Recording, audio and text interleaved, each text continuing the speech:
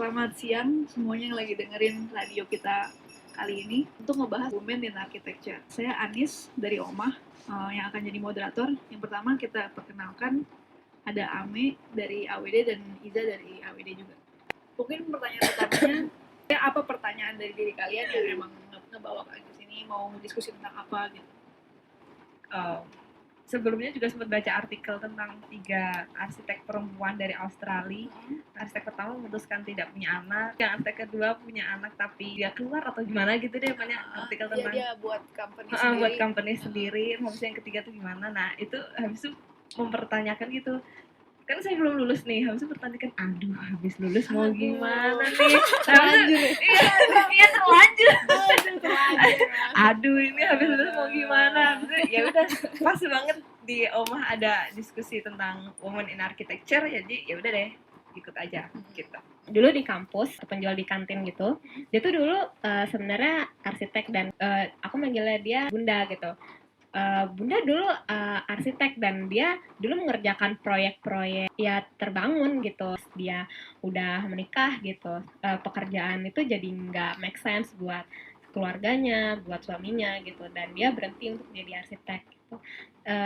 Ini sih yang waktu itu diwanti-wanti sama Bunda itu, tunjukin kalau misalkan cewek juga bisa gitu. Tapi ya gimana kalau misalkan yang saya lihat contohnya jarang gitu ada yang sukses jadi arsitek benar-benar gitu.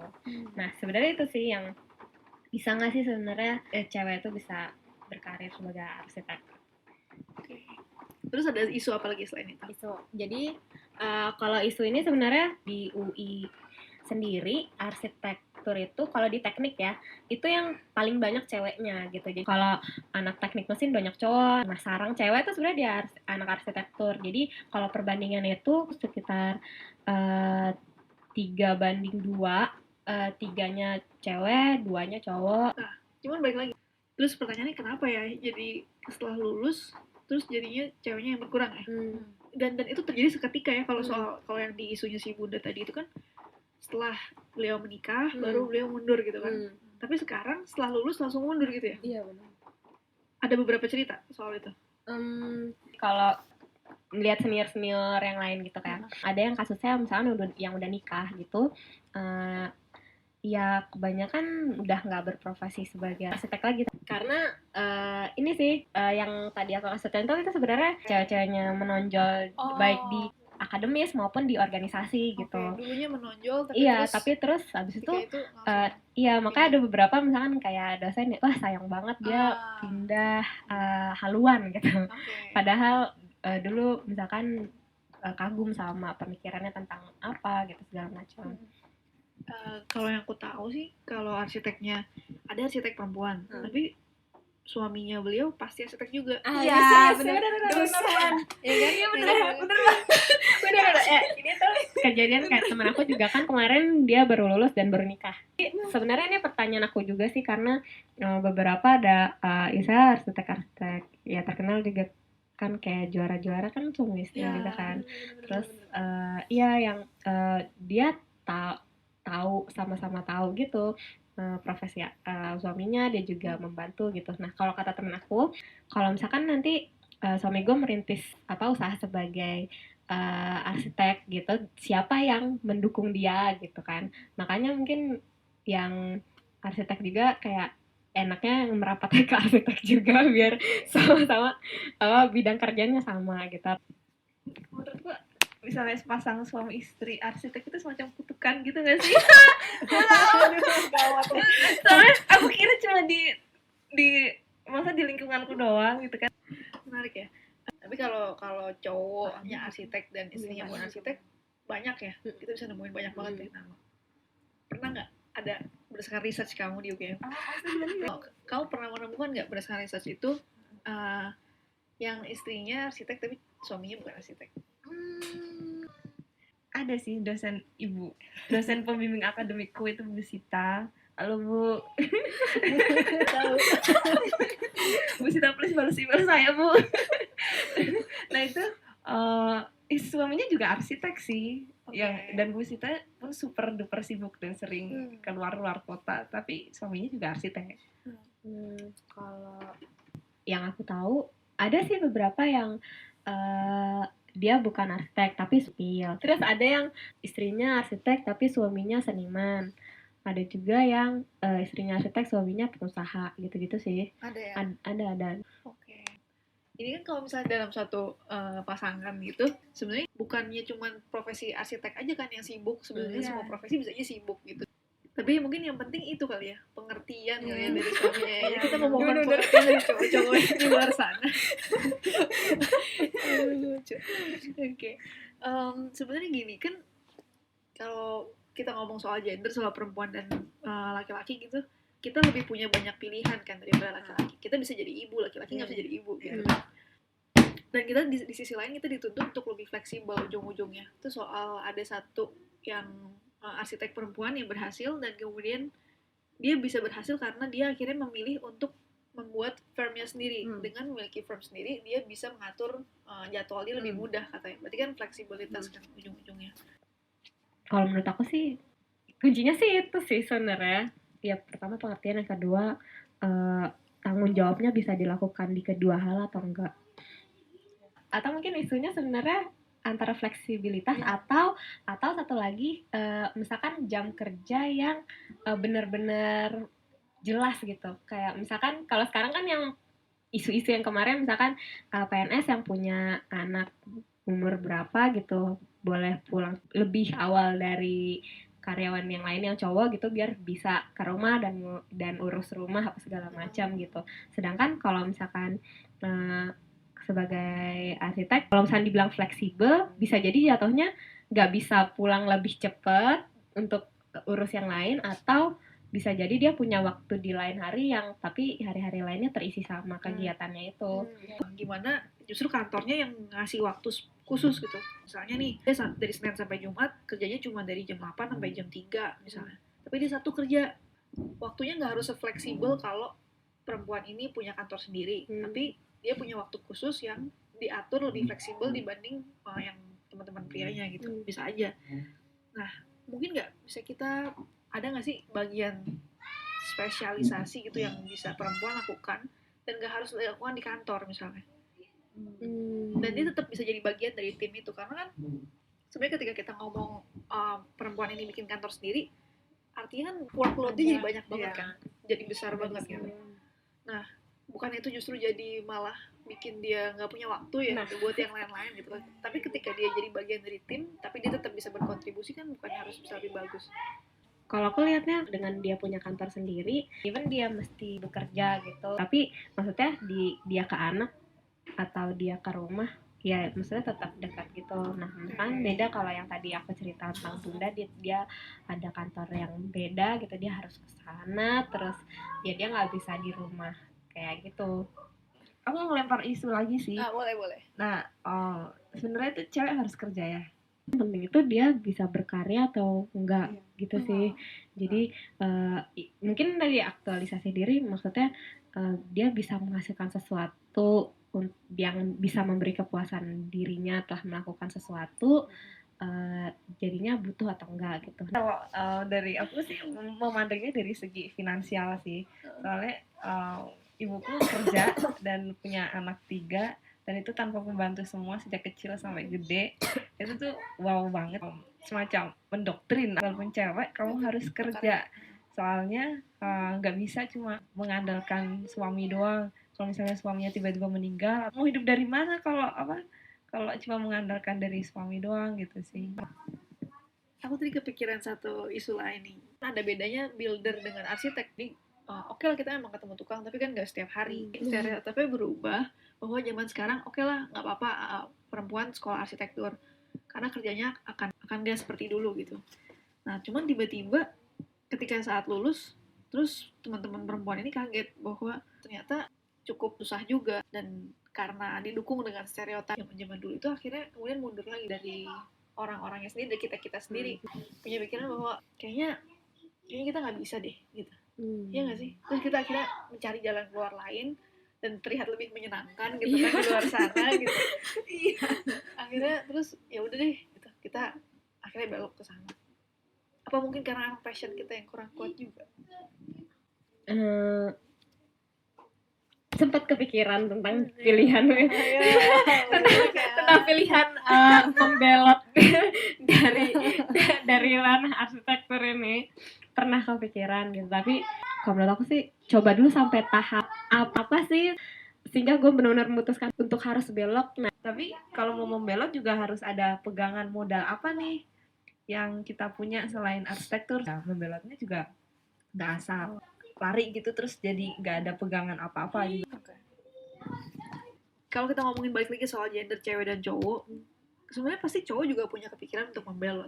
iya sih Iya kan? sebenarnya. Iya. Maksudnya itu general ke apa yang lagi di yang kuliah di arsitektur terus pas keluarnya kan ternyata cuma berapa persen gitu yang jadi Iya. arsitek, sebenarnya nggak dialami oleh cewek doang. Iya benar. Nggak cuma dialami cewek doang, tapi kan terus kemudian berbeda ketika ada pendapat-pendapat dari orang tua seperti yang aku bilang. Udahlah nggak usah lah gitu akhirnya kan.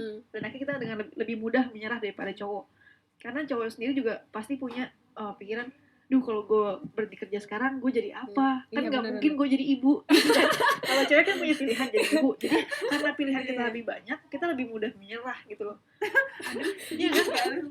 Apa ya, mungkin kita bisa kasih bikin kesimpulan di satu orang satu nih sekarang. Pesan-pesannya apa tentang gimana sih kita harus membangun karir kita dalam dunia arsitektur ini?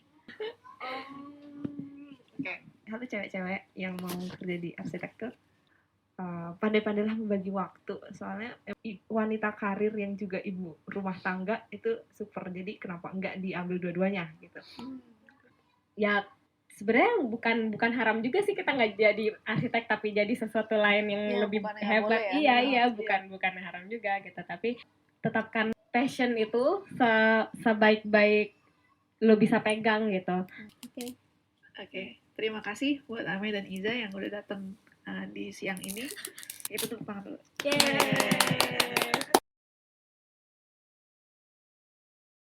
Iya, jadi kita balik lagi nih, ada sesi kedua dari diskusi tentang Women in Architecture. Saat ini ada Courage, masih ada Ame, Iza, dan ada saya Anis, dan ada lagi Yusni.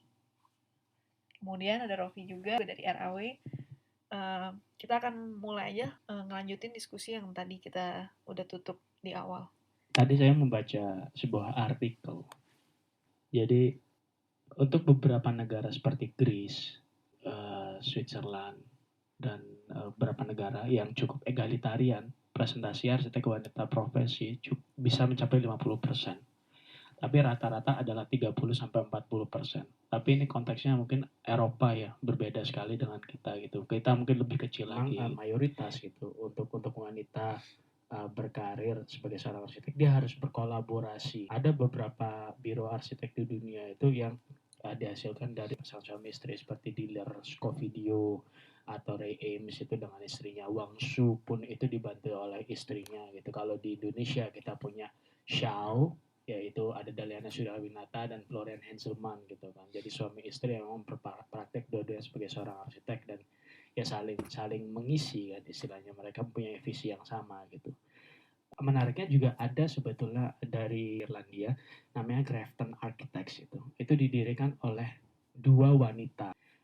Mereka cukup dikenal, jadi karya-karyanya sudah dipamerkan di Venice Biennale, mendapatkan World Building of the Year Award. Sebagai seorang praktisi, sebagai seorang pelaku arsitektur, mereka itu cukup diperhitungkan. Ya kalau misalnya tadi dibilang entah itu passion, ketika wanita ingin berkarir, mereka juga harus siap, karena dunia arsitektur kan dunia yang maskulin kan sebetulnya. Mau tidak mau, wanita harus berani muncul, harus bisa mengimbangi maskulinitas dunia konstruksi itu. Tapi yang susah mungkin ini ya, tuntutan ketika dia menjadi seorang ibu kan. Mungkin opsinya ada beberapa. Yang satu adalah kamu bisa bekerja di biro yang besar, yang mungkin workingnya office hour, atau yang kedua juga bisa ini mengambil niche dalam profesi, menspesifikkan dirinya sendiri gitu. Tidak menjadi seorang yang general, tapi ketika menjadi spesifik, oke, aku mungkin cuman ada interest ke arsitektur tradisional atau gimana, atau lebih kecil lagi mungkin oke, aku cuman handle interior kan sebetulnya dunia cukup feminin kan dalam arsitektur, atau ya itu tadi menciptakan firma sendiri yang partnernya bisa mengisi yang wanita mungkin masih belum bisa mengisi gitu. Atau kalian bisa maskulinitaskan attitude kalian gitu. Itu mungkin maksudnya ya being tough woman gitu loh, yang kayak independen gitu. Why not gitu loh kan. Sekarang kan udah zamannya equality gitu kan. Saya bukan berarti menjadi feminin ya, tapi menjadi lebih tangguh gitu. Ya ada beberapa opsi ini sebetulnya. Wah, seru banget. Kalau saya lihat ada dua sudut pandang nih. Yang pertama, di balik pria yang hebat ada wanita yang luar biasa hebat. Itu kita mungkin perlu menerima fitrah seorang wanita bahwa sebagian waktunya akan dihabiskan di keluarga sebagai ibu rumah tangga. Memang sudah garis tangannya. Dan saya pikir itu tinggal bagaimana mengatur waktu sebenarnya. Menurut saya kalau itu dilatih pasti bisa. Karena begitu orang sudah punya pengalaman sedemikian tingginya, waktu mendesain itu tidak lama. Dan kita deliver ke klien, kemudian bisa mendapatkan pendapatan. Dan kemudian sistemnya bisa outsourcing. Nah, pertanyaannya mungkin menjadi lebih sulit untuk wanita karena dalam proses penggodokan dirinya ini perlu direncanakan. Kapan menikah, kapan punya anak, dan kapan berpraktek dalam setiap harinya. Nah, mungkin akan menjadi lebih sulit daripada pria secara fitrahnya. Oleh karena itu, ya perlu lebih smart juga. Dan menurut saya wanita-wanita pasti bisa. Oleh karena itu mungkin ya kesulitan seperti itu akan butuh mengandalkan yang tadi dibahas, senjata-senjatanya. Passionnya mulai diuji, ketekunannya termasuk yang passion, kerja kerasnya mulai diuji di mana dia harus mengurus keluarga. Itu satu pandangan. Pandangan yang lainnya di mana di balik wanita yang hebat ada pria yang luar biasa hebatnya. Jadi kalau kayak gitu kita udah mulai masuk ke paham-paham feminisme ya. Yang kemudian seperti kata Yusni tadi, ini wanita ini bisa dibentuk menjadi tangguh. Nah, ini ada baiknya. Karena menjadi yang pertama itu akan selalu diingat. Dan kalau bisa menunjukkan hasil desainnya, maka menjadi diingat terus dan kemudian dibangun dan kemudian punya masa depan. Jadi justru wanita tidak banyak di dalam industri arsitektur. Itu akan menjadi baik untuk wanita itu sendiri.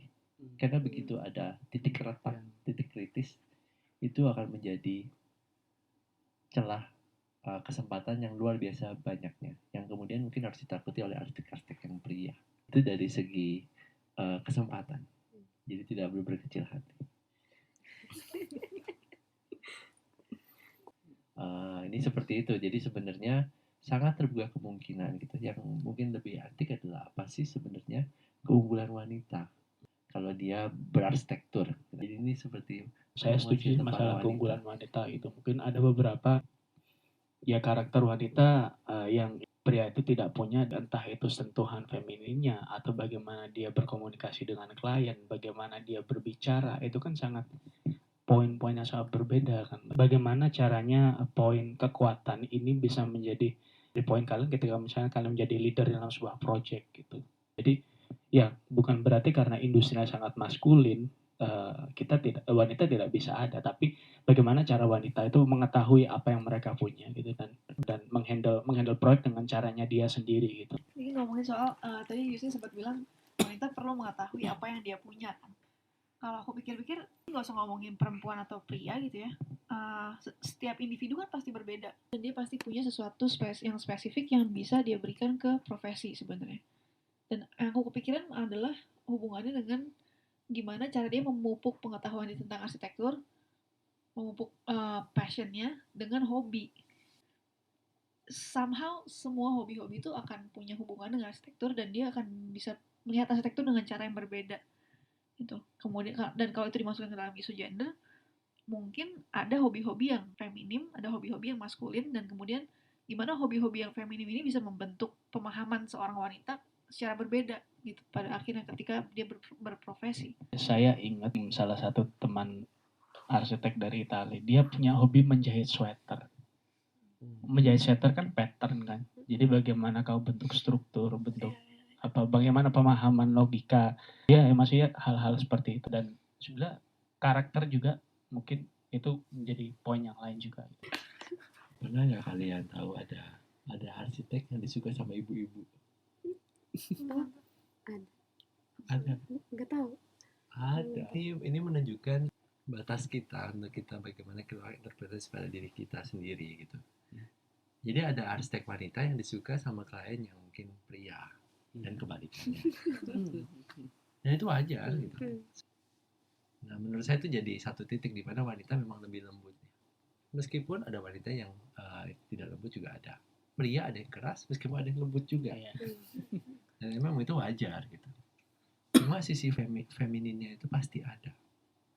Saya pernah ngobrol sama Bu Kartika Pandi, dia bilang, saya selalu dinilai oleh orang-orangmu bahwa saya sama dengan Bapak, tetapi Bapak bilang enggak, kamu berbeda. Kenapa beda? Lihat tuh garisnya lebih feminin.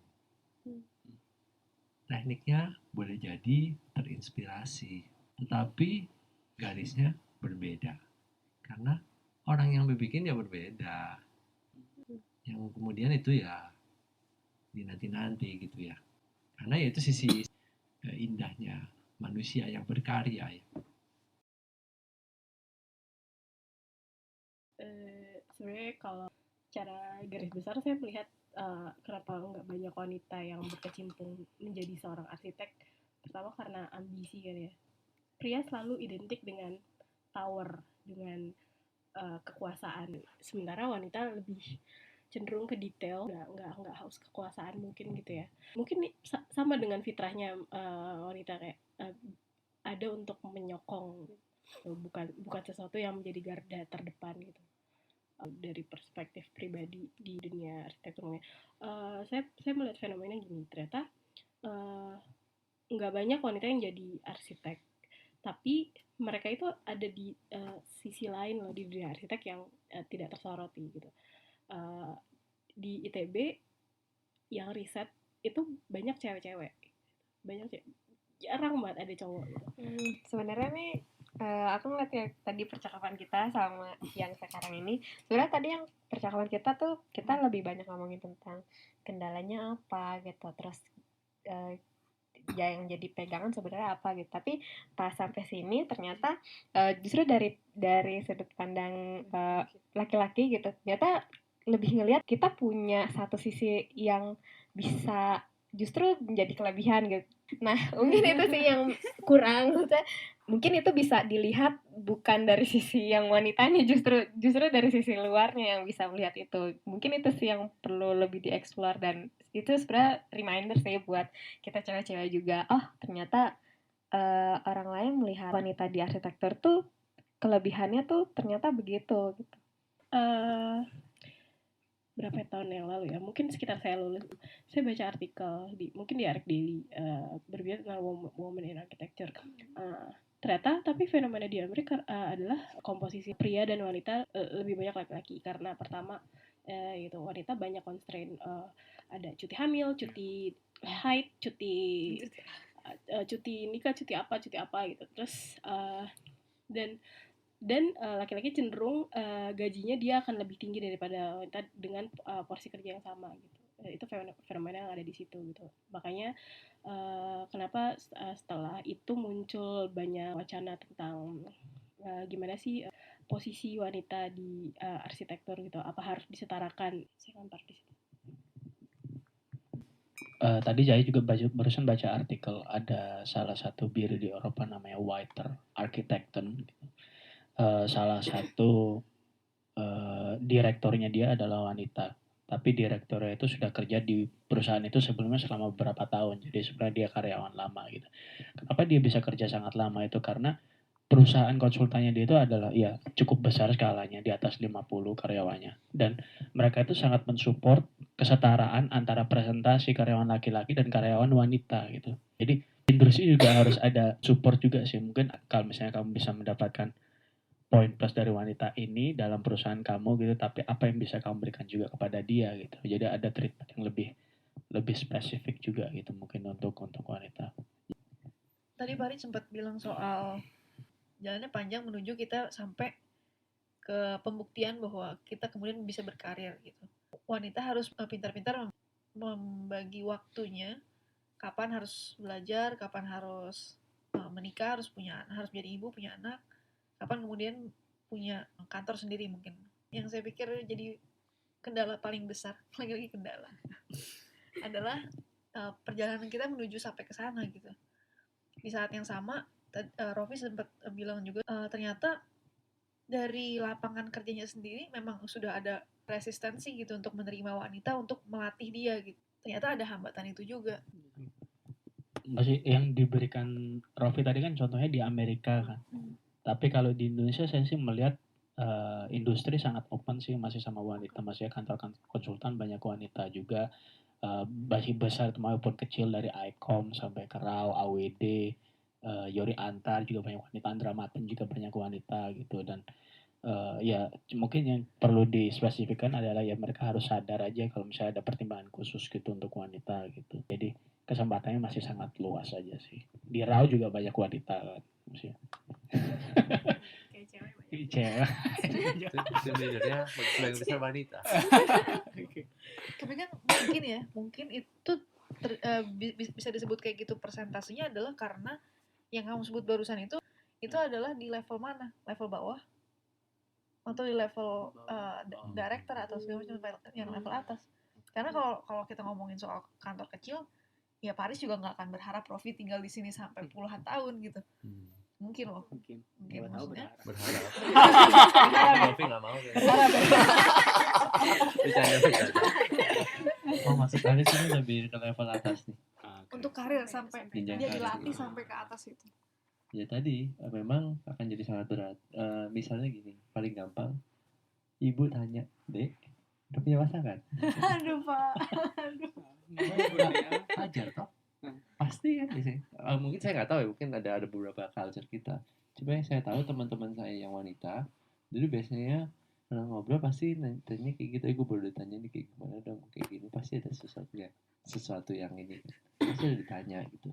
Nanti kita tahu kan ada culture yang memang sudah ada dan itu given untuk kondisi konteks Indonesia. Oleh karena itu step 1 adalah bagaimana kamu tahan. Mungkin step kedua begitu mulai terjun dalam berpraktek. Mulai ketemu sama beberapa PM yang dari konsultan lain dan sebagainya, yang mungkin sekarang hampir semuanya didominasi oleh pria. Dan kemudian ada banyak tekanan untuk menunjukkan power seorang laki-laki mungkin. Tapi hang on aja, tunjukkan kalau kontennya itu ada. Dan biasanya itu melalui produk yang terpackage dengan baik. Akan kemudian dipertanyakan kembali, misalnya nanti hamil bagaimana ya proyeknya. Gitu. Nah, udah saat itu harus mulai pintar-pintar, oh saya harus punya tim nih. Nah, jadi kamu harus bermain dengan culture itu sendiri gitu. Dan ada caranya kan, maksudnya itu tekniknya yang dipakai untuk bisa bagaimana menghadapi culture yang ada. Tapi hal yang positif kok maksudnya. Oke, langsung kita tutup aja. Nah, kita putar sekali lagi, satu orang satu, ada statement penutup. Untuk jadi wanita yang berkarir di arsitektur dan juga mengikuti fitrahnya sebagai ibu rumah tangga, itu suatu pekerjaan yang luar biasa berat, dan tapi yes you can be a tough woman gitu. Jadi ayo berjuanglah gitu. Dengan kelebihan kita yang bisa kita expose, kenapa nggak ditunjukkan aja gitu? Kalau ada ya kekuatan sampai situ, kenapa enggak gitu? Ya kalau saya mungkin cuman menunggu aja sih arsitek-arsitek Indonesia berkarya. Harusnya sebetulnya sudah menuju ke sana kok, sudah banyak. Ini nanti adalah bagaimana wanita tidak perlu merasa tersisihkan gitu, maksud saya dalam arsitektur, bahwa ada saja sih caranya dengan keterbatasan waktu dan keterbatasan budaya, dan memang perlu dicari solusinya saja, ada tekniknya untuk bisa menembus batas dan kemudian bisa berkarya, mendesain, menjadi arsitek. Kalau saya menyimpulkan untuk wanita yang ingin menjadi arsitek, go on dan meminimalisir prasangka. Kadang-kadang tekanan itu ada di pikiran kita aja gitu. Banyak kasus ketika sebenarnya laki-laki bisa lebih tough karena mereka nggak main perasaan gitu ya. Nah, tapi be yourself, kita bisa memposisikan diri kita sebagaimana yang kita mau gitu, karena jalan yang ada adalah emang jalan yang we deserve to be in. Ya, just fight for it kalau emang mau gitu. Rasanya udah semua opini-opininya. Perlu tahu bahwa sebenarnya tujuan dari apa yang dia kerjakan, apa yang dia perjuangkan itu punya nilai lain dibanding apa yang mungkin dituju oleh pria-pria gitu.